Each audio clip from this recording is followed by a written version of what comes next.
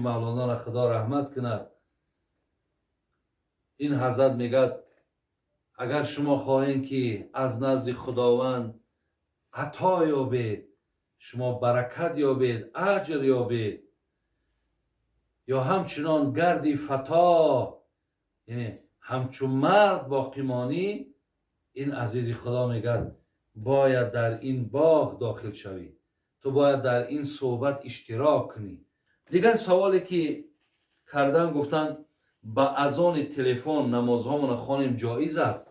نه، با اذان تلفن نماز جایز نیست. شما برای نمازهاتون برادرای عزیز و خواهرای برای برادرای عزیز، البته برای زنها اذان و اقامه نیست، ولی برای مردها حتما اذان گویم، با اذان تلفن نمیشه. گفتم بابای حاجی زن به طرف مرد گوید که نفسم رو به تو بخشیدم، مرد گوید که قبول کردم، آیا نکاح می شود؟